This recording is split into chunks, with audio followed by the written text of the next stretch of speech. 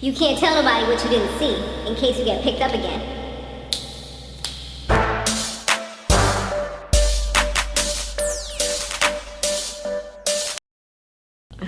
What's up my people out there, my lovebirds, what's up? So today we are going to be talking about Power season 3 episode 1. Guys, be sure to subscribe to this channel if you haven't yet done so, and share this video wherever you like to share videos. Were you guys waiting for this, or were you waiting for this? Because I've been waiting for this for months. You guys that have me on either Facebook or Twitter, you've been seeing me talking about Power like, oh my gosh, I can't wait till it comes back. I'm so excited, you know, and finally it's here. All right, so this episode is called Call Me James. All right, so when the show started, I kind of felt like I was watching a dream, because here we are, we have Angela and we have Jaime just like kind of walking, holding hands, like he doesn't have bruises all over his face and like nothing has happened, and they weren't supposed to be enemies from last season. Like, didn't they end at a bad note, or did they start to come back together? I can't even remember. I know I watched the last episode, but it was like months ago. So yeah, and I rewatched it too, but it was like 2 months ago. So yeah, but it was just weird to see them looking like, you know, the power couple of the year. But I was for it. I was here for it. I was like, okay. She was looking all sexy with her little off-white dress, and then he had on his little suit. You know, he always got the best suits on. Dressed to kill is what my granny would say. And Tommy, meanwhile, on the flip side, Tommy, he looked like he was turning into a ninja. You see him getting all suited up in black. So you know he's up to no good when you see stuff like that. And Tommy, he was trying to make sure he told Holly as little as possible, because she, you know how she is, she's just nosy. Like, she gets, I couldn't have no girl like that. I mean, yeah, it's hard to explain, y'all. It's hard to explain. I guess watching the show, I'm just like, yo, she wants to know too much. But then again, they are in a real relationship, so I guess she can ask, and if he feels like he wants to tell, he can tell. If not, then he won't. So yeah, he chooses pretty much to not really tell her too much, because he's like, at the end of the day, if you get picked up again, if you don't know anything, if you haven't seen anything, then you're actually telling the truth. And it always is better for a lie detector test, right? If you really don't know anything. Tommy, he gets a call from Julio, so they got to take care of some drug business. So whatever he had initially planned to do, which I think had something to do with taking down Jaime, he had to put that on the back burner for the moment. And he's under a lot of pressure, because one of the other gangs, well, the gangs, they need some product. They don't have any product to push. And you know, him and Jaime split up with the whole drug team and everything, and the whole Lobos and the hospital situation. So everything has to like restart again. So he's under pressure with that. He's also under pressure to kill Jaime because of Lobos. It's just, he got a lot he's dealing with, and he seems like he's kind of losing it, y'all. That's what I was kind of seeing from him. Like, Tommy is going off the deep end. Jaime, he's on his businessman flow. Like, just, says he's completely done with the drug game, and now he is ready to just settle down with Angela, make sure he's a good man, take care of his kids, and eat dinner with them once in a while, and make sure he's there if they have any questions or whatever, and also make sure he's taking care of the club. So now he has Andre as like his number 2 guy, because you know it's always been him and Tommy, but now he doesn't have Tom anymore. He kind of has, well, I'll tell you about that in a minute, but yeah, Andre is like his number 2 guy. And I was kind of surprised, because I'm just like, I feel like he's putting so much trust in this guy already, and he don't even know him like that. And with Andre's like such a hood dude, you know. But I don't know. He said he wanted to have a better future and things like this, but I don't think Andre really knows what he wants. I feel like Andre's just looking for that big money, but he wants to live like a regular man's lifestyle in a sense, if that makes sense. So yeah, he's letting him be like security for him. He's allowing him to be one of the only people that has a gun inside the club, and just kind of like, you know, checking things out and things like that. Tariq, he's super sad. That's Jaime's son. He's super sad because Sean's gone. And you know, Sean used to hang out with him and play basketball and all those fun stuff that his dad wasn't able to do because his dad's either selling drugs or he's at the club. So he wasn't able to have a lot of leisure time. So Sean was the one that was like able to do that because he was always with them, you know, picking them up if need be or whatever. So, and he was driving them everywhere. Tasha and Tariq, they both seem like they're trying to figure out like what happened, because at that moment she really didn't know who had done it or anything. She just knows that he was dead, and they both know that he's dead. Greg, he seems like he's still obsessed with cracking the code and finding out all the connections of the case, and I'm just like, man, get over it. Like, he looks so yucky. He looks like he hasn't been sleeping. He just looks gross in the face. And he has, like, even in his house, he has, like, the whole, like, crime scene. He has Tommy on his wall. He has Jaime on his wall. He has all these people on his wall trying to put the pieces together. I'm like, are you even still on the case? Like, what are you doing? So, Josh Cantos, or a.k.a. Cantos is what they call him, he's still working for Jaime. And to be honest, I'm just like, Jaime's a really nice guy, because somebody betrayed me the way homeboy betrayed me and tried to pretty much, you gave this guy all the insight, and then on top of that, the job that Jaime was given, he was the one that was going to, willing, ready, and able, I can't speak, it's a tongue twister, willing, ready, and able to take over that spot and work with, I forgot the guy's name, but yeah, I know, with Stern, to work with Stern. So I was a little surprised that he was still allowing him to be on his team after all that. Because I know the person that I am, one of my nails is missing, the person that I am, I let you get away with a little something here and there, but loyalty, trust, that's like a whole nother level. Like, you cross me on some loyalty, trust type of stuff, it's a wrap for you. Like, I don't even want to see your face ever again. Like, I don't even want to hear about you. Maybe if you're family, I might reconsider, you know what I mean? But other than that, nah. Nah, boo. So now Dre, once again, he's getting that itch. He wants to be back out on the streets. He wants to make real money. But Jaime's kind of trying to let him know, like, with drugs, they sell themselves. That's fast money right there. It comes. But with this club situation, you have to put work into it in order for you to reap the benefits.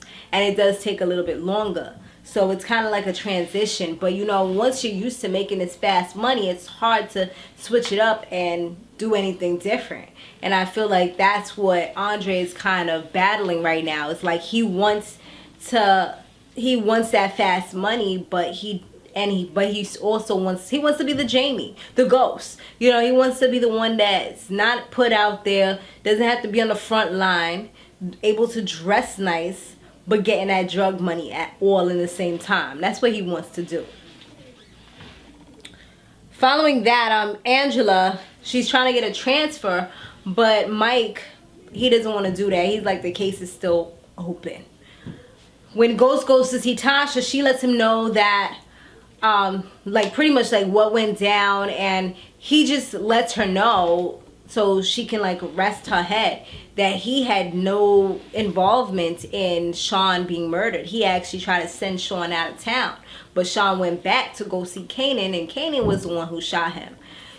Tasha, she's kind of skeptical of the whole story, but she didn't show it initially. Well, yeah, she actually did let him know, like she gave him that look like, He's like, nah, I'm telling the truth, but he's lied to her so many times. It's like, how can I really believe anything that you say? You've lied to me on numerous occasions. Mike, he goes to see Lobos in the hospital. And I told you guys from last season that they had some kind of connection. When you seen that scene where he handed Lobos a phone, I already knew that things was not right. That some type of, they working together, some type of connection type of thing. It's crazy how they all trying to get this man down, but yet you also working with him. I guess that's how they're able to get the information. So Mike, he already knows a lot of everything, even though he's pretending. It's like everybody's playing a game here and pretending like they don't know something when they actually do. It's disgusting, y'all. It's disgusting, but makes for good TV that I love. Yeah, so Mike, Lobos, the lawyer for Lobos, and Angela, they were all like in a room interrogating Lobos. Well, of course the lawyer wasn't interrogating him, but the lawyer was sitting down so he doesn't get himself incriminated. And he was just being so disrespectful to Angela. He doesn't really like her. He even like kind of threatened her, and she was like, "Is that a threat?" And she was like, "We could add more things to the charges." And then he was like, you know, he realized and kind of shut his mouth real quick. So even though he knows he has immunity anyway because he's working with Mike, but of course he can't put that out there. So yeah, she was speaking to him and he gave her a bit of insight that she may not have realized, or maybe she did. Which was when she asked about the person that stabbed him, he said a name, but of course it wasn't Jaime, even though he knows it was Jaime. He said some other name, and he was like, yeah, who else would do that? Who else would try so hard to put me away? And then you could see she was kind of thinking about it, like, it was probably Jaime.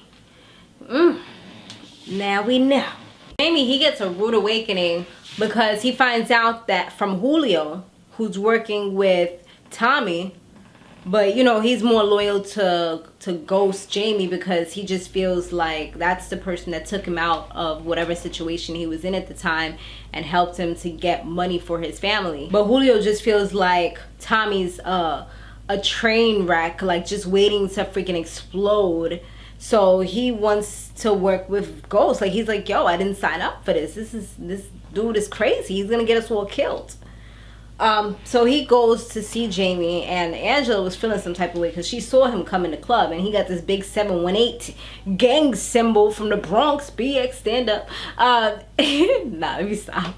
Got this whole symbol right here on his neck, so it kind of just shows that he's in a gang. Like it's like a big red flashing light. So anyways, he tells Jaime that Tommy's like being crazy, doing all these things, and he also tells him, or reveals to him, that Lobos is actually still alive. So this is news to Jaime. It just kind of set him back a little bit. Like he's like, you know, he had to kind of take that in. After he finished with his little meeting with Julio, he sat down like, yo, this is crazy. Like you could tell and you could see the worry. Like you don't kill somebody and they know that you attempted to kill them, they're going to try to do everything they can to get that hit on you and make sure you die, you know? So he knows this is war right now.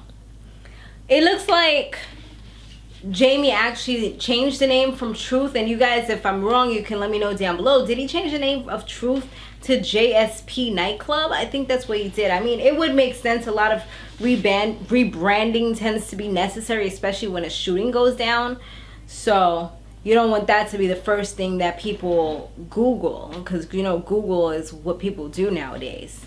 Oh, big shootout at nightclub type of thing.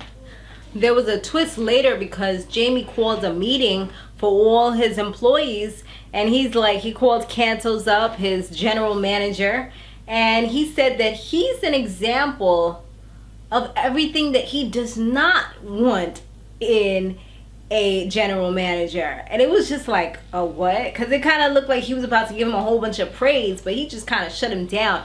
And he was like, I do not want his lying, like pretty much like disloyal bastard back into his establishment. Make sure you do not let him in. But the thing about it is that he was trying to tell him something. Cantos was actually trying to tell him, before he had that meeting, that Greg Knox had came up in there trying to find out some information, but he didn't get a chance to say it because Jaime just kept on saying, oh, we'll talk about it later, just hold on. So he didn't even find out from him that he actually was loyal now. I guess he's loyal to whoever's in power type of thing.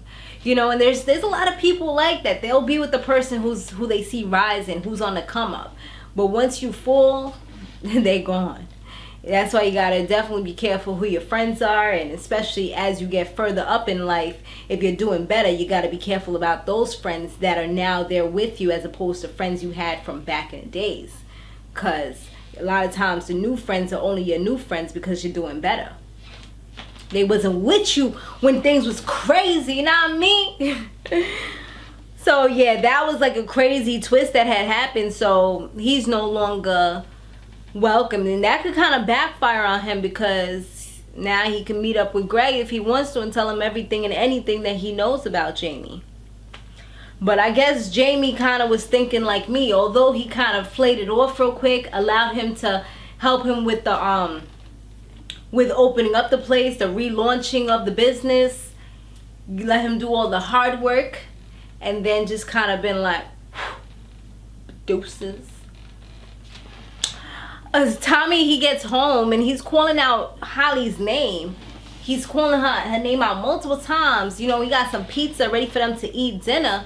And when he gets in, he's like calling her, she's not answering. So he's getting a little worried, but he's walking in slowly, looking around.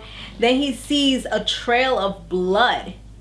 So he's like, but luckily it wasn't Holly. I mean, luckily for him, it wasn't Holly, it was actually the dog. So somebody, it looked like they snapped the dog's neck and the blood was just like pouring everywhere. It was disgusting, gross. Oh yeah, I forgot to mention there was somebody that works for Truth, that works for the club, for Jaime, that they killed as well, but he doesn't know who killed us yet. Now back to this scene. Yeah, so it's like we don't know what happened, if Holly's alive, but I'm pretty sure she's alive because I saw her in the trailer for the next one. Maybe they should have kept that part out. But yeah, that mystery is gone. We know that she's still alive, but I don't know where she could have been that the dog died, the dog got killed, and she was scot-free. But I'm thinking maybe Tommy is like, yo, this is probably Jaime's doing. I don't know. Either that, maybe he thinks that, or it could have just been a warning from Lobos. You know, like, okay, you need to get on this killing of Jaime's spree because I'm getting closer to you. The next thing is going to be your girl. And it looks like Ghost may just be getting back into the game because he was in bed with Angela and he brought out that card. Whatever card that was, you know, the one with the blood, like how he was putting on everybody to kind of pretend he was somebody else, the person who leaves the card, you know. So once he pulled it out, he put it back in and he's just like kind of being sneaky while she goes in the shower, and he pulls out his phone and he calls up Tommy like, yo Tommy, we need to talk. And I'm like, this can't be good, because right now, unless he knows that it was a warning from Lobos and he assumes that it's Jaime, this is not going to end well with him going to see him. He might think that Jaime just did this and now he wants to like pretend that he didn't, type of thing. But I don't know, y'all. We gonna see what happens, okay? So yeah, that's pretty much the episode. So I'll see y'all next week. Love to see you guys, what you guys have to say. Might do some shout outs next week. I shall see what happens, okay? Stay fabulous, live free, and soar limitless. I'll see you in the next one. Later.